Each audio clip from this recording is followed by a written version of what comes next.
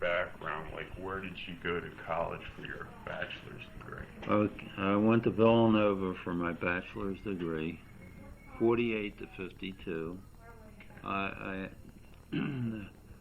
I received a BS in electrical engineering, okay, and I majored in electronic engineering. Okay. You mastered in? Well, I got a master's degree at the University of Pennsylvania in electrical engineering. And you don't want to know, do you want to know the years? I guess, yeah. Okay. 52 to 61. Right, so 48 to 52. Yeah, just any little bit of information. Alright, and where did you work right after that? I immediately started in 52 with the Burroughs Corporation.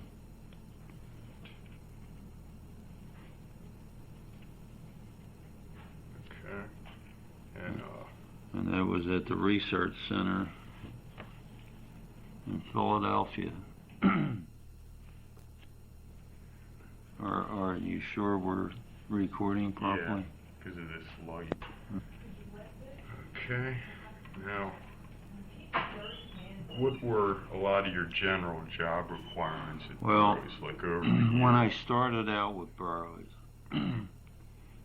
they have what they call a training program. Yeah.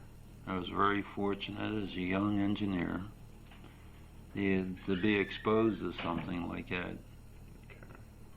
This gave me an opportunity. Are you going to write this, or because you'll never keep up with what I'm saying? All right, no, just keep going. I'm just going to take, little bits. Okay. Okay. Where I was exposed to a number of different groups with the Burroughs Corporation in this area. Yeah. And anyhow, there was a business machines group, there was a basic research group, there was it was like a quality assurance group. There was an electromechanical group. I went through all these departments, and then they asked us what department we wanted to work on. So I picked basic research, and I was fortunate in their evaluation of me through this program that there was a matchup. So anyhow, I started basic research, and the group I joined in basic research was a device group. Yeah. Where we work with cross-electric and magnetic field devices like magnetrons and the beam switching tube. Yeah. And I also did some work with plasma, as sort of a discharge, gas discharge device. So that was my initial exposure in engineering, and I worked with a Chinese PhD from Stanford. I was sort of his assistant. Am I telling you things you want to hear or not? Yeah, this is all good. Sort of like an apprentice, right? I worked with him for about 3-4 years, very closely. Him and I formed a team, and we were very successful. Right, and then you just did that all the way till? I did that to about 1955. Now, some of the things that we worked on, did the basic research on, wound up that the company purchased a small company in North Jersey, and there was a manufacturing facility. They were manufacturing CRTs, cathode ray tubes, and they purchased this company, and so they could manufacture these devices that we designed and proved to be, workable units, and they were able to do the job that they were intended to do. So, anyhow, we created a manufacturing group to make these devices. So that was the result of our work over 3 or 4 years. Okay, and then I guess from then I went into I joined, I wanted to get into solid state. This is about 1955, and the transistor had just come along. Shockley, Brittain, is it? Brittain, and another guy from Bell Labs showed, transistor working, a solid state device that could be used as an amplifier or a switch or whatever. And anyhow, there were a number of companies just starting to make these devices, semiconductor devices like diodes and transistors. And I get into a group in basic research where we studied, the characteristics of transistors. It was like a new animal replacing vacuum tubes. Up to that point, most of the equipment, even whatever computers, were around, used vacuum tubes. That's why they took huge rooms. Yes, right. Right. In fact, Burroughs had what they call unitized computer, where some of my the devices that we worked on, in the initial period, wound up in this unitized computer that was down at Broad and Vine Street.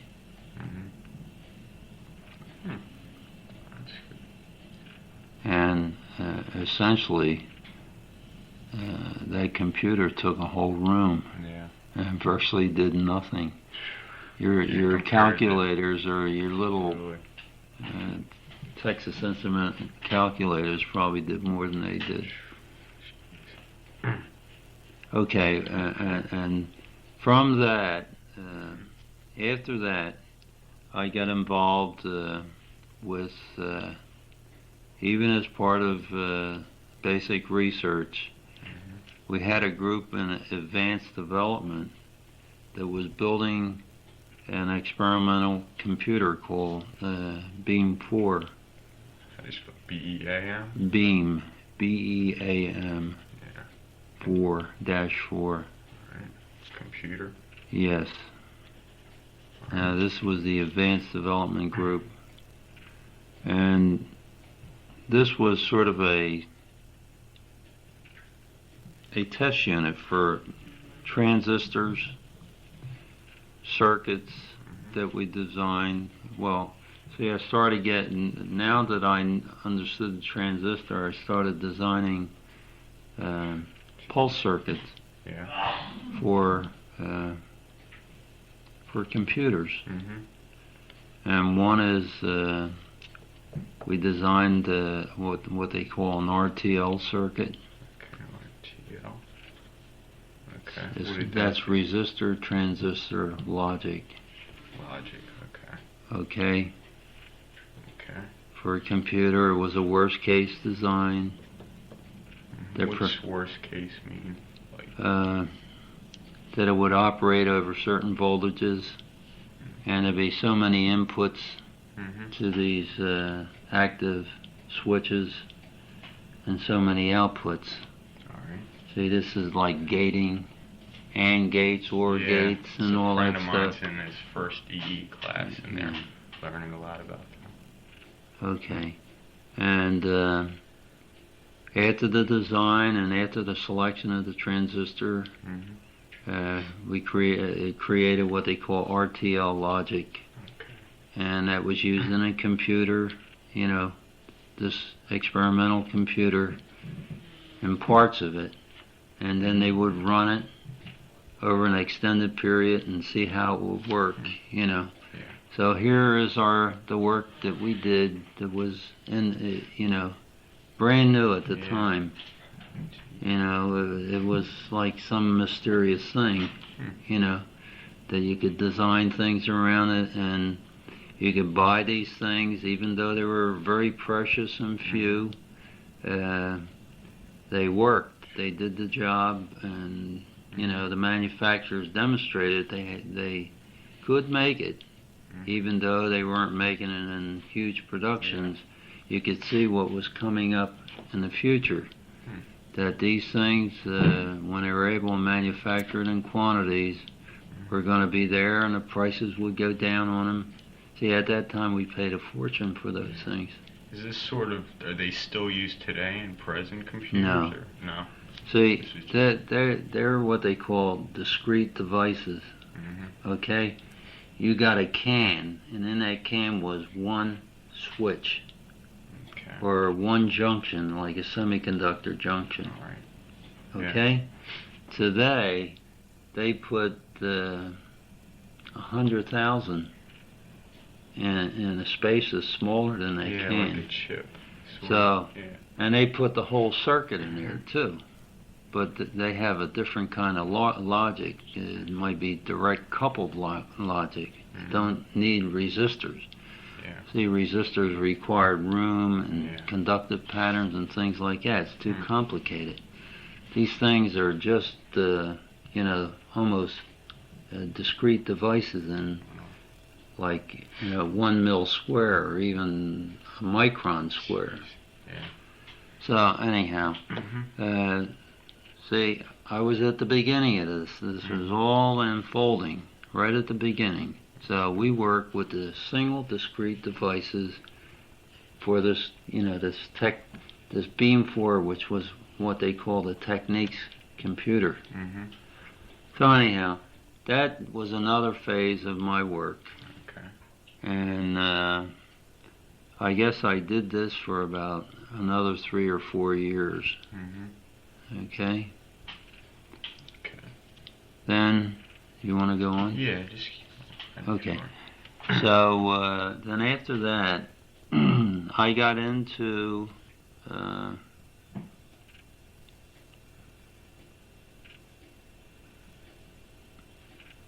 oh. Yes. I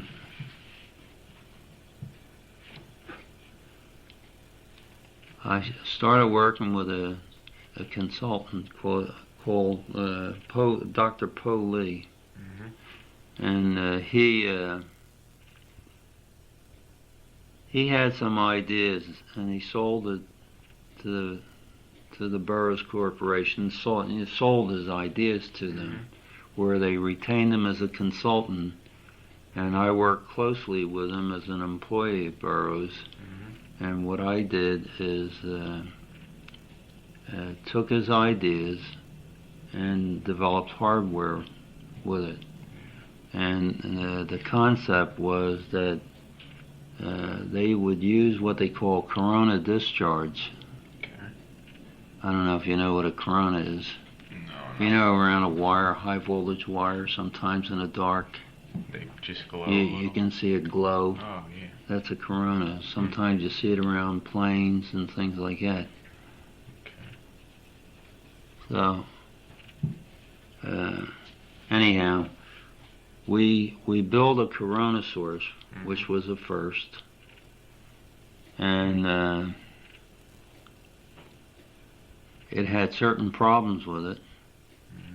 And anyhow, when I got a feel for the subject, I brought in certain things.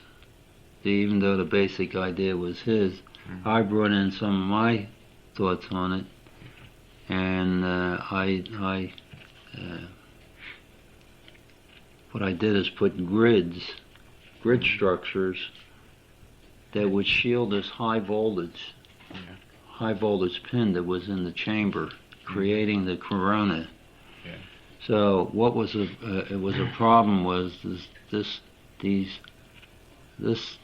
extremely high field was getting outside the box, and we could not control the discharge. What we were trying to do is create charge where we wanted it, and have it impinge on a dielectric, and it would charge that dielectric up, in that area. And anyhow, what you could do is take that dielectric into a bath, an ink bath. It's like xerography and things like that. They're sort of a formula. Anyhow, you would have a special ink that was charged the opposite of the charge pattern you were putting down. So when you ran this thing through an ink, this special ink, the ink had to be designed too. And this was done by a chem group that was trying to provide this. They were dealing with people outside that were trying to develop this, other companies, so they could sell the ink. Anyhow, we would send it through a bath, and the particles would stick to the charge pattern, and then it would go through the dielectric had a very thin coating of some sort of a wax, or an ethylene coating, a polyethylene coating of some sort. And when it would then be moved into a heating station over like a heating roller or something. And that wax would sort of melt on that surface, and the ink would, grab on. It would grab the ink. Yeah. So as a result, when you took it off, there was a pattern, intelligence, like a code or something like that. So you could actually create a matrix of dots and have ink stick to whatever portion of the dielectric you wanted, like in a dot matrix pattern. So anyhow, that was another thing I worked on. Then after that, I did some work. I worked with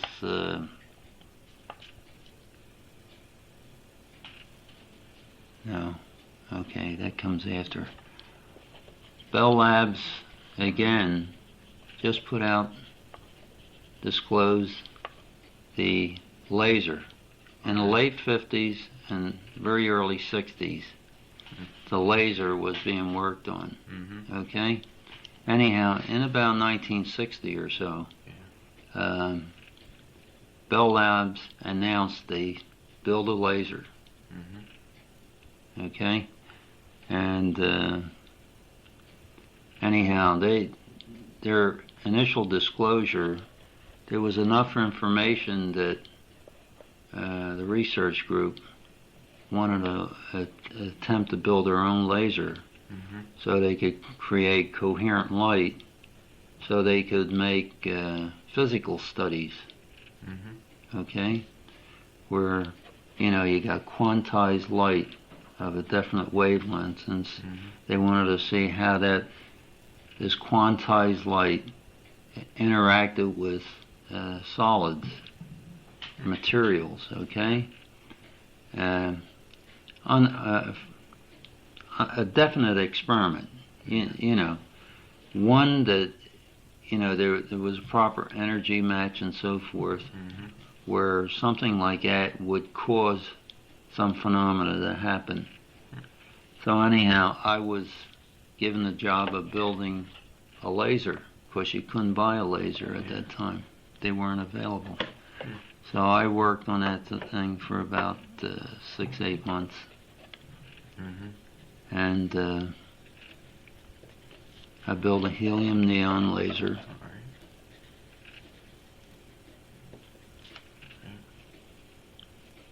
Keep going. And we tried it out, and the light was coherent, it was lasing, and it had what they call the population inversion that was required, to do the job. But anyhow, in creating that laser, it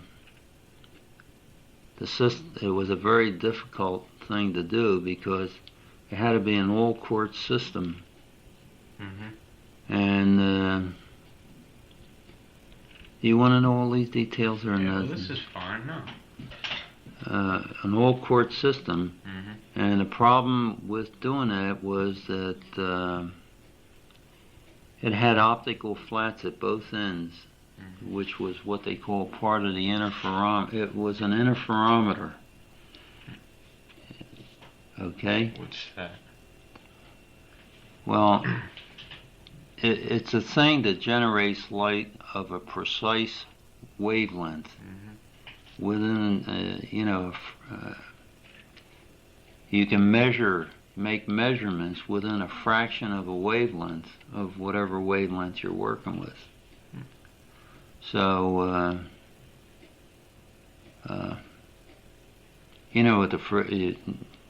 with there's a frequency associated with each wavelength. Yeah, it's sort of just fine. So, if you were to go through the calculations, we're talking about a very small number. Yeah. Okay? And we're talking like angstroms, okay? You have to go through the calculations. I don't remember what they are at the moment. All right, yeah. So anyhow, we did build the laser, and we had these we had optical flats that had to be perfectly flat within a fraction of a wavelength. And when you would make your seal, if you use it to make a thermal seal, because it was like, first you had to create a vacuum and then fill it with gas, okay? So anyhow, to get the vacuum, you had to have a tight system. It couldn't leak. So when you made the seal, we're sealing quartz. And when you sealed quartz, you need temperatures like over 2000 C. You need temperatures like white heat, okay? And that would create a certain amount of distortion, okay, in the flats. Yeah. And it was enough to screw up the laser, the interferometer part of it. It would stay distorted after it cooled, or? Yes, it would, and it was under like a strain too. Yeah. So anyhow, I got around it by using a low temperature seal, and that was silver chloride, which was very unusual then. Anyhow, with a platinized, you had to put a thin layer of platinum on the surfaces you were sealing. Anyhow, I did it, and it works.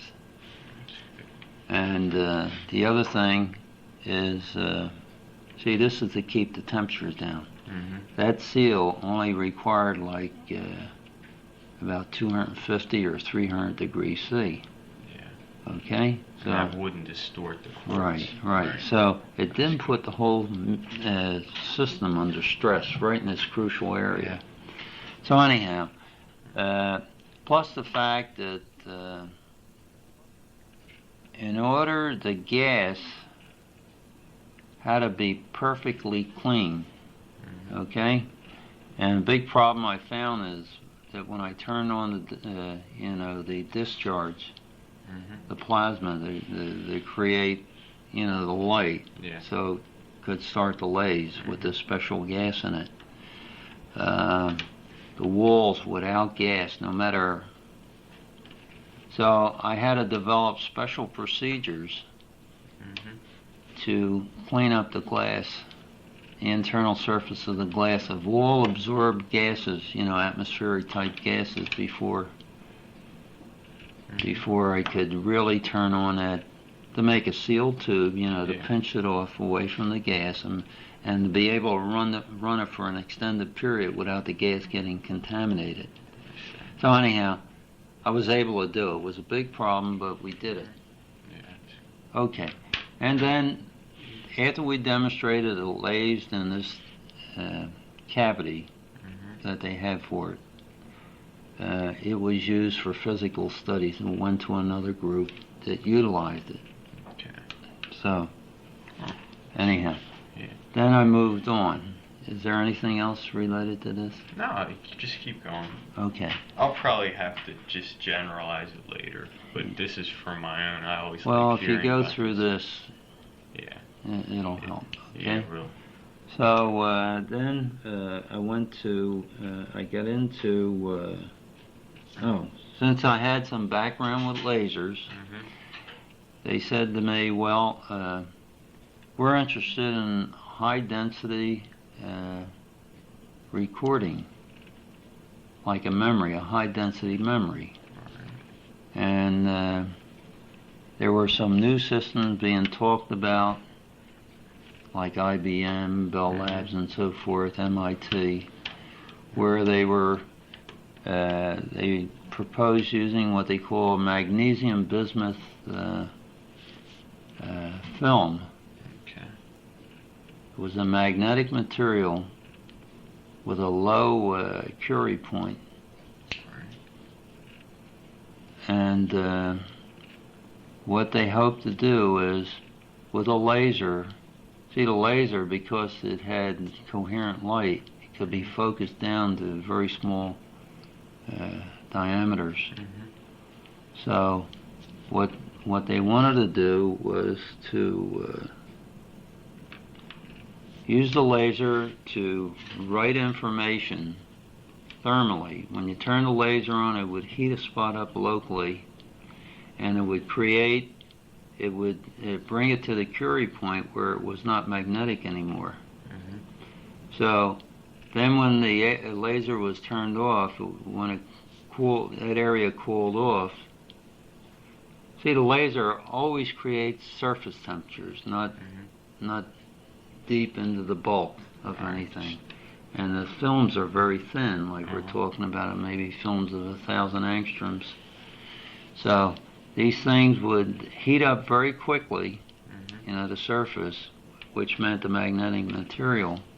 And then when the laser was turned off, when it cooled down, it would see a field around it and take a certain orientation, which meant, information was being put in. So here you had this medium, continuous medium, where you could write information, in that medium. And once you wrote it, it would stay there forever. It was like a non-destructive type memory. Is this sort of like the new disc players they have, where they have little discs, if you turn them, it looks like a rainbow of colors. Yeah, that might be an optical. Is that optical? See, it might be. This is different. This is thermal. You use a laser just as a beam of energy. And the reason why they use, you can use, say, an electron beam and create energy at that surface.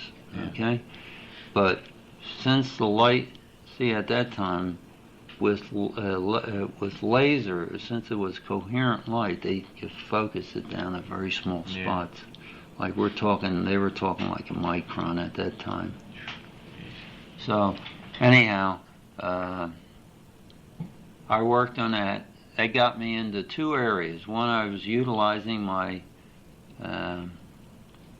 laser experience, and the second thing is now I'm into a new field called creating thin films. I created my own film. See, while the one project while I was doing the one thing, I was learning all about how to make these films. Mm-hmm. You take magnesium Mm-hmm. and bismuth, Mm-hmm. and how to co-evaporate those things Mm-hmm. onto a surface to create like an alloy Yeah. of magnesium bismuth. You had to have the proper rates, the balances to get what they call the stoichiometry Mm-hmm. in the film that you had, which means the right balance of atoms of each type. Mm-hmm. Okay? So anyhow, a lot of experimental work was done that way, and I was creating the films. And we could check the films out and with a hysteresis looper. And with a pickup, we could determine how the film was switching. Okay? And anyhow, a lot of work was done to create the proper hysteresis loop for the material. So this got me into thin films. Okay? So anyhow, then about that time, I got into, we'll be here forever, Mark. No, that's all right. Just keep going. Yeah, but that's only small. I worked 32 years. Don't forget to tell him about the book you had Now published. this came much later. All right. Well, All these things I'm discussing. Mm-hmm. Every one of these programs always wound up writing Burroughs reports on them. Okay. That's good. And these are technical reports, and they were disseminated Mm-hmm. all over the corporation. They were, private. It didn't go outside. Mm-hmm. A lot of our stuff, it was for internal use only. It wasn't allowed to be published. Mm. So as a result, I might have averaged outside like a paper every, say, maybe 2 years. Mm-hmm. Okay, and most of what I did was strictly for internal use. Okay. All right. Now, through my whole career, I wound up with maybe 25 patents. That's a lot. So, and I've had a number of papers, in all the different journals, electronics, Mm-hmm. a lot of the magazines, I guess, Electronic Engineer, Mm-hmm. there were some of the others. A lot of papers went into SID where I gave papers at conference. If I didn't give the paper, then like I had a co-author that would give the paper. And this is SID, Society for Information Displays. Yeah. I must have given 3 or 4 papers in that group, over a period of years. Yeah. So, but that's later. So anyhow, let me go real quick at the center here. I'll get that over with. I got into the thin film work. Put me further into thin film work. Mm-hmm. They were making a magnetic film for a military application, and I was part of a group that developed a film for this application. Okay. And anyhow, they had one problem that, see, I wasn't part of that group until they ran into this problem. Mm-hmm. And they got to a point where every time they would make these films, they would lose the whole run. And in this chamber that was built to make these films, there might have been, I don't know, maybe 100,000 pieces of glass in there. Yeah. And partway through the run, they would have a turbo arc in the system, and before the film was completed, and they'd lose the whole run, they had to throw everything out. So as a result, they called me into this thing. In fact, they saved my job, because research went from being a centralized thing to a divisional type. Every division had their own research group. Okay? Whatever their product was. This occurred in about 1969. So here I was. I'm working with maybe a half a dozen guys, what I guess the company considered the best people they had left, in the group. A lot of people were let go. Eventually, I was working with these PhDs. Two of them, myself, we were really the high-level people, and they were let go, and I was picked up by this project on film because they had this special problem. So I wound up at that point joining what they call advanced development, the Burroughs Advanced Development Group. And it's because of that specific problem. Yeah. So, It's still plenty of room. anyhow, it's a good thing that brought me into that, because I was the only one that had the general kind of experience that could ever solve that problem. And I solved it. In fact, I even created it in a bell jar, which proves I even created the situation that eliminated it. So it was very dramatic. I guess that was one of the highlights of my career, because everybody was so far off base, and they were trying all these different things, but they were so far off that they were out of whack. They would have never solved it. But anyhow, I resolved that thing, and that project made millions of dollars for the company here. So I feel that project paid for a career.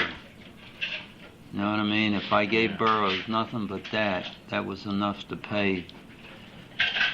What's that? So,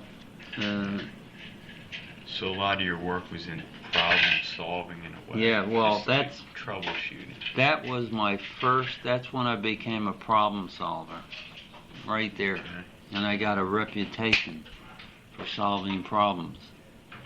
So anyhow, I stayed with that group because they were trying to make large thin film magnetic film memories, okay? And we were in competition with MIT and Bell Labs again, and we were so far ahead of them, it was ridiculous. And what happened is we actually had these memory planes get into our Burroughs computers. They build what they call ILIAC 4. ILIAC 4. ILIAC? Yeah. -4. All right. Yes. They build that, and they had these memory planes in it. They were experimental and prototype. And this computer was supposed to be a super fast computer, and it was actually being made for the National Security Agency, NSA.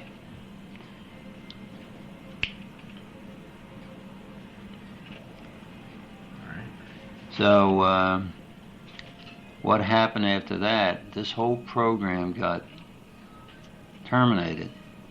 And that's because they started making large semiconductor memories, okay? Large arrays. And anyhow, they were fast, they were small, you know, they were what they call scratch pad memories at the time. You know, a scratch pad is you only do, it doesn't do the main function of a memory. Okay? It just requires, it's just part of the memory. It requires extremely high speeds. See, it's the way you lay out the system. You lay out the system and take advantage of the hardware that's available at the time. So anyhow, they use these semiconductors for a scratch pad. That's what they were using our thin film memories as. So as a result, they felt the future was there and not in these magnetic films, okay? Because they felt they had a handle on it, you would be able to get these things. It's been justified, okay? And someday maybe it'll go back to the things that we were working on, okay? But anyhow, at that time they felt that the future for semiconductor memories had it over magnetic memories. Okay? So, as a result, we were out of a job. So that's when what we use now, is semiconductor memory, or is that yes, what it's... it's still what it is, yes. But they're faster and larger than they were in my day. In my day, they might have been like a 5,000K memory or something like that. Then I heard like 16 and 32 and then 64. Now they're talking 128. I'm sort of away from the field now. Okay? All right. So at that point, I transferred up. The group that we started way back, remember? I told you they bought a manufacturing facility. Well, the general manager up there was a coworker of mine at that time, and he grabbed me, and I started working up there. Now, their work evolved. This is called.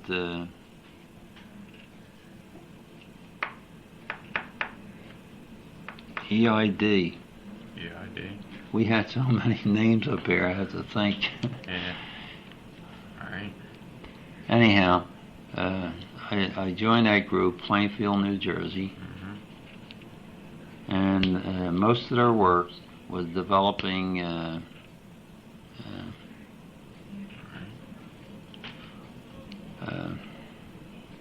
displays, a gas discharge type display.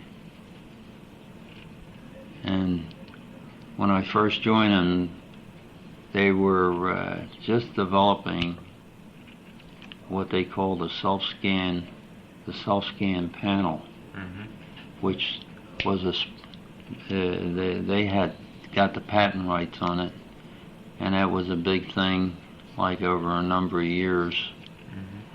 So anyhow, I worked in the development of the first self-scan. I joined that group that was working on it. They had already started it, but they were having a lot of problems. And I got involved in evaluating designs, you know, device design, and making recommendations, you know, to take care of whatever problems that I could see. And so I got involved in that. Pretty soon I went into production, and we got involved in so many different types of displays like that, but with a different approach to the display, like different concepts associated with gas discharges. So this big, large manufacturing part of the group would often have, they would have problems, and I would often be called in. You know, they'd work on their problems, and when they were having difficulty, some of these problems were very complex. And you really, a lot of manufacturing people just don't have the background to be able to handle those problems because they're very sophisticated problems. Plasma is very unusual. So anyhow, while I was there, I got involved in these problems, and way back in the 70s, early 70s, I developed what they called emission spectroscopy, where we would run these panels, and I would allow the light to go into a spectrometer, like an optical spectrometer, and anyhow, I developed. I used to work on these things after work. I wasn't allowed to do it during work because I would do this thing after work. See, I was living away from home, and I would spend hours at night just analyzing gas, different parts of the spectrum, you know, that was coming off. Yeah. Because it had numerous lines. And I methodically went through every line observed, and with looking at the literature that was available, I associated every line with a different species of gas. And anyhow, this turned out to be invaluable. I was able to determine if the amount of nitrogen in the tube, oxygen, water vapor, hydrogen, carbon monoxide, carbon dioxide. So anyhow, I could tell when there was problems with the processing. But it took many years for me to develop this. I started early in the 70s, and by 1980, I was armed with an arsenal of information to make analytical studies. So, printed devices. There's a good example of a thick film would be a T-shirt with you know, like a decal or an decal, yeah, like an emblem on it. You ever see the type they screen? Use a screener for it. Anyhow, we got to making very complex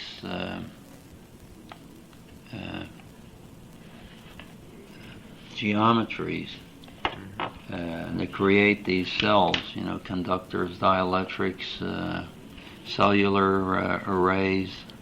We created them on glass and brought these things together. It was almost like a solid state device, everything printed. So we developed a whole new line of devices called Self-Scan 2. Self-Scan 1 was the bulk type. Self-Scan 2 was all printed type. So then we got into a tremendous array of problems, material problems.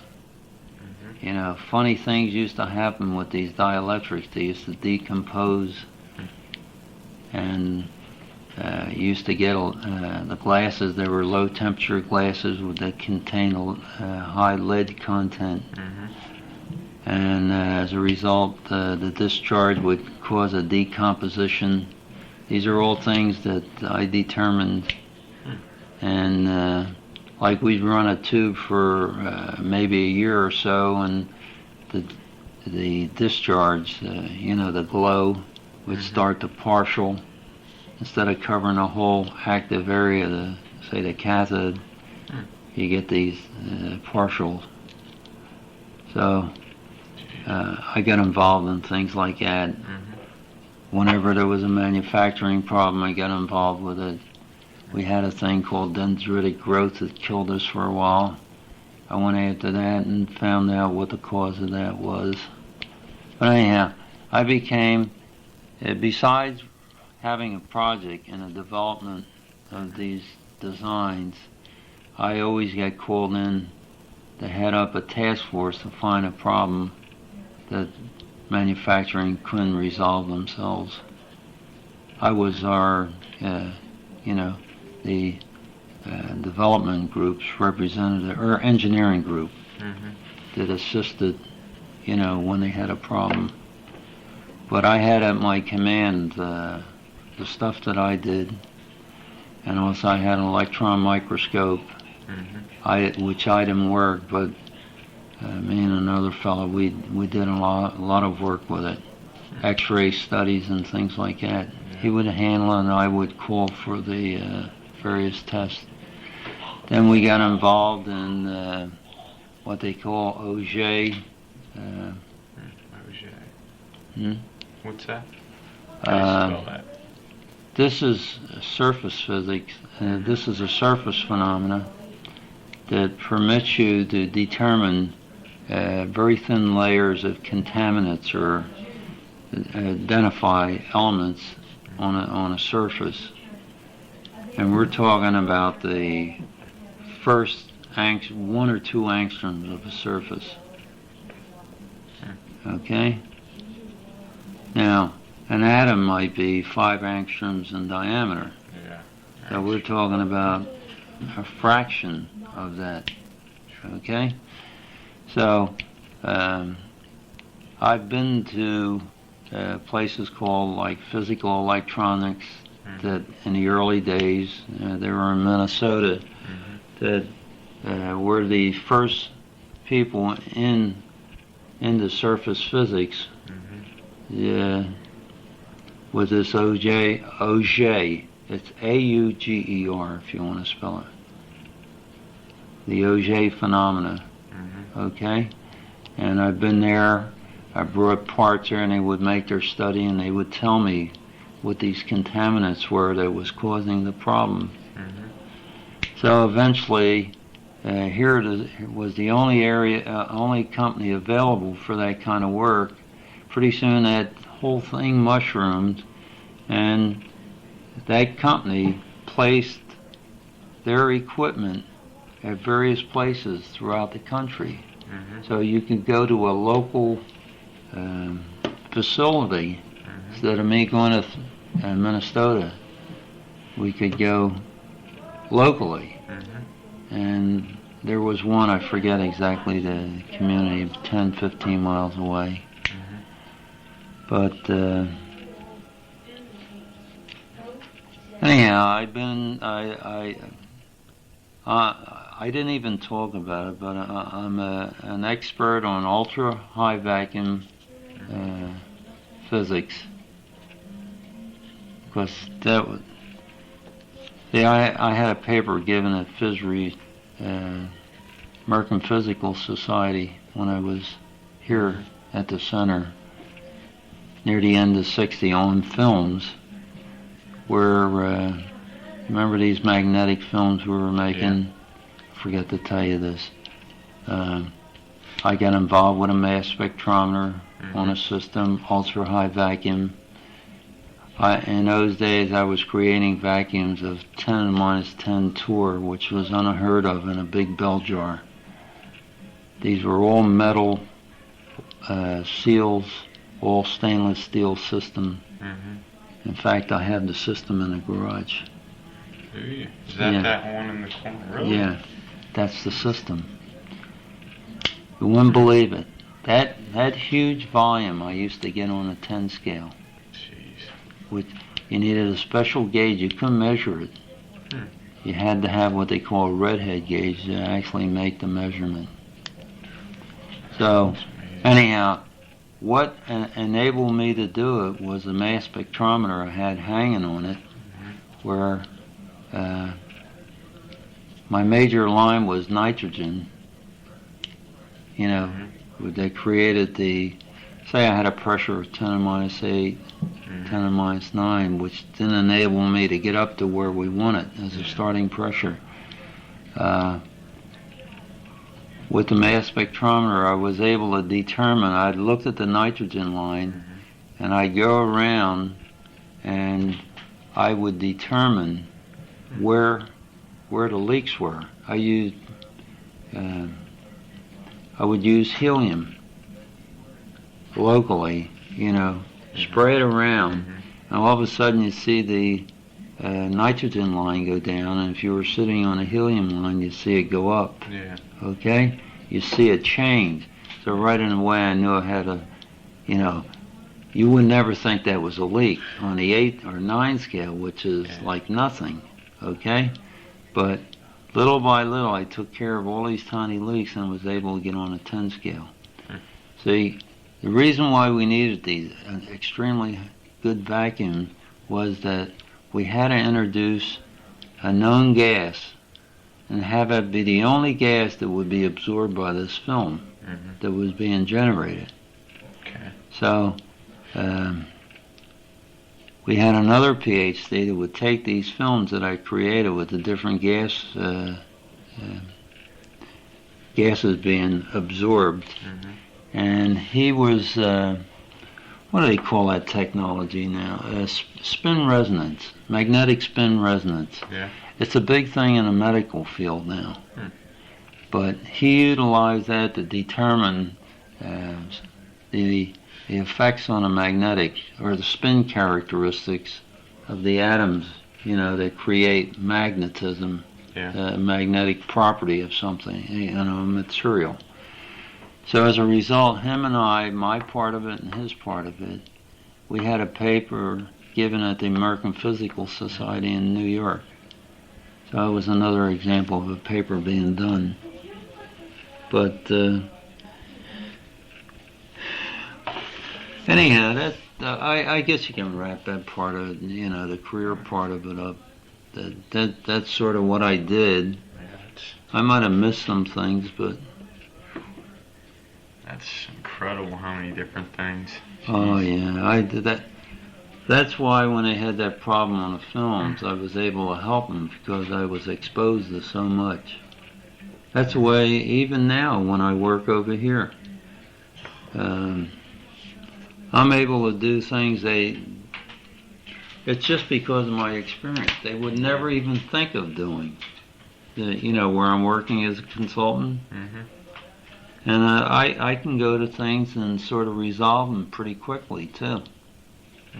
But I'm kind of limited here because they just don't have the resources to go after these things. Like Burroughs did, maybe. Yeah, but they bought a lot of things that I recommended that they buy. So I have a lot of the original equipment I had up there that they bought on that was when they had an auction. Okay. Now, do you want to get specific? I sort of gave you a rundown. Yeah, that's just really good for background and everything. For just to tell what you've done. And yeah, I know. There's so much. It's really good. Jeez. All right. Well, what should I just ask you some of these other questions? Yeah. I'll try and. All right. Okay, that covers these.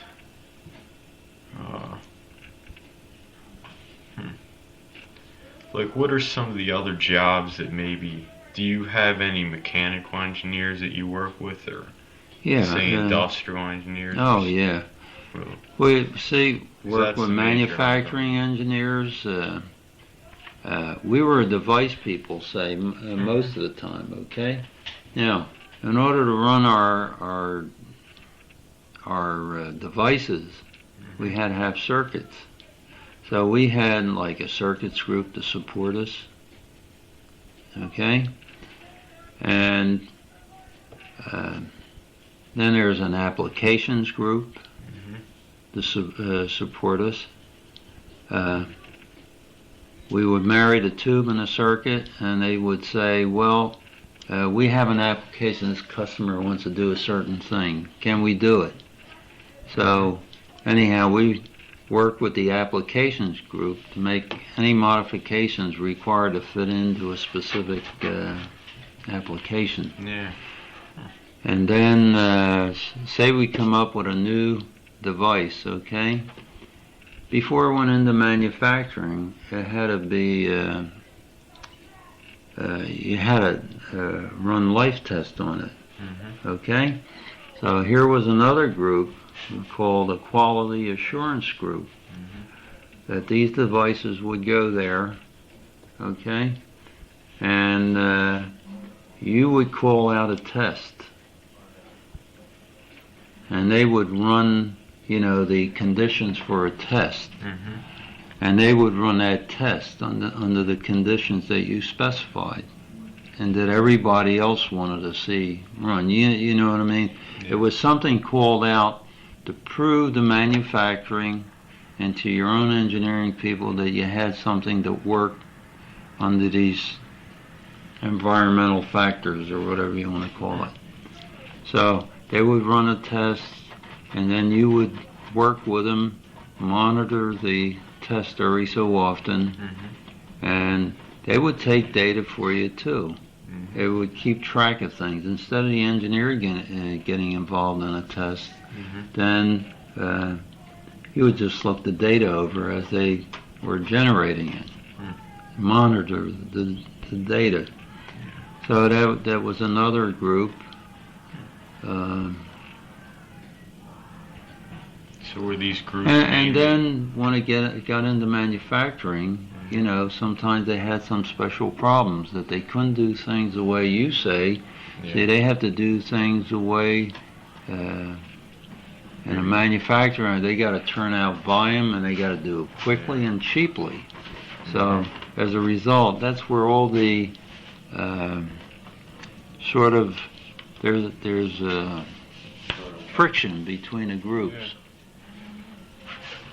That they always want to do things simple and not costly, and sometimes you know that they're detrimental, some of the things that they do, and you have to convince them otherwise. And it created a lot of friction between the two groups. Did you have to ever write like persuasive reports to try to? Yes. All right. Yes. Yeah. Sure, you always had to back up your position. Yeah. See, whenever there was a problem, okay, you had to resolve it, and you always had a report to go with that. Okay? And what you always tried to do is back it up with data. Okay? Information that proves your viewpoint or your position. That's imperative. Even if you're a god, okay, these guys are so devious in manufacturing that they still want you to, not that I'm a god, but we had some other people that were very good. You know, there's two other guys I'm talking about. In fact, they just received 2 years ago the from SID, the Scientist of the Year award. They were co-receivers of it. Two guys I work with, Jim Ogle and George Holt. Anyhow, and then you have your secretaries. Yeah. You have you know, payroll group or people told you where you stood with your project, how much money is left, how much you have spent, and so forth. Then you got groups, accounting groups. Then you got purchasing groups. They're very important. Purchasing people. Yeah. That purchase what you want. Like, for example, if you come up with a device, you may need a filter for that device. You know, they go with it. Manufacturing would need a filter because most customers wanted a filter to go with it. And you'd have to design a filter, and you had to get somebody to make up that filter. So purchasing would go out and make contacts, have people send in samples, you would evaluate the samples, and so forth. So All these groups were like support groups.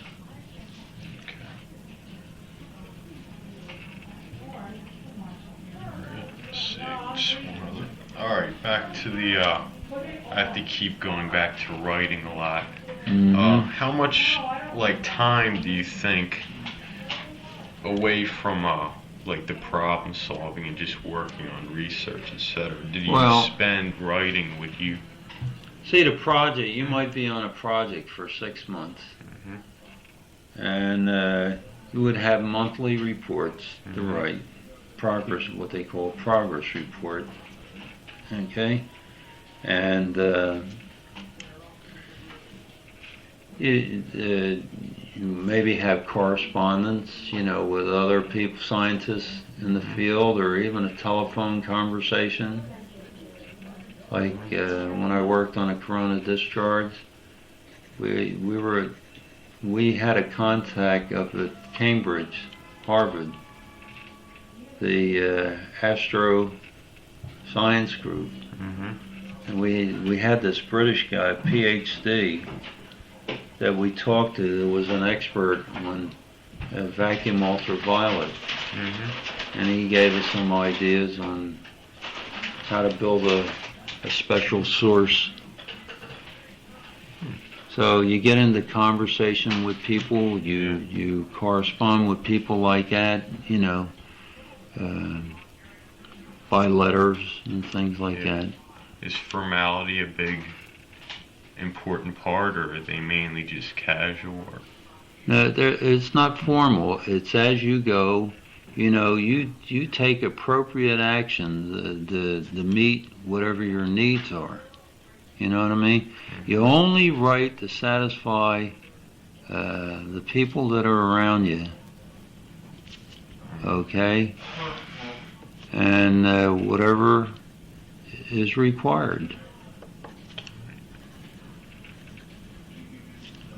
Now, usually when a program or a project was over, there was like a final report. And from that, see, you don't do much writing while you're developing, while like the program is moving along. You just... You wait till it's... you just did a little bit as you went, whatever the basic needs were. It was always minimized so you could really spend your time doing your work. Okay? They didn't want to tie you down with a lot of needless writing, you know. They wanted you to be very flowery, or they wanted simple statements. It's like documentation of what's going on. Well, they wanted that to be developed as you go. Yes, that's very important. That if you could develop it as you go, that was a big plus. So you didn't have to, at the end of your project, spend like an equal amount of time to develop this, you know, information, documentation. Okay? So, and then at the end of the program or the project is the final report, and sometimes there would be a paper that comes out of it. They'd say, oh boy, this is great. This thing you just wrote up for us, you can, just a little more work and you can get a paper. You get a paper. They wanted that to publicize. See, now all of a sudden I'm from being in a research group where they were held everything in, internal. Now I'm with a group that dealt with OEM customers. Burroughs wasn't our big customer. We weren't making things so much for the parent corporation. We were making it for the outside world. And the more our stuff got publicized on the outside world, the better off we were. So I went from one type philosophy to another.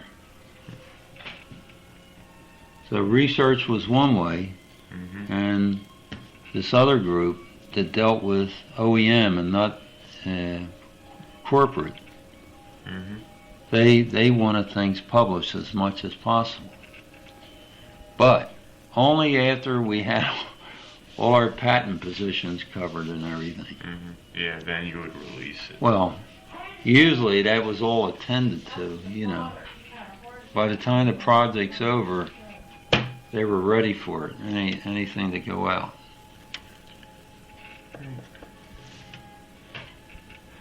So that is a lot of writing, though. Still. Yeah, it's sort of it's sort of a lot of it comes at the end. Mm-hmm. A good part of it. All right. Well, want to add anything else, or? Can't think of anything. Really, But, it's a lot of good information there. Really you done the whole appreciate thing? that. Yeah, that's almost everything's been covered here and there. Mm-hmm. Major things. I'll try and get a hold of these things that you have.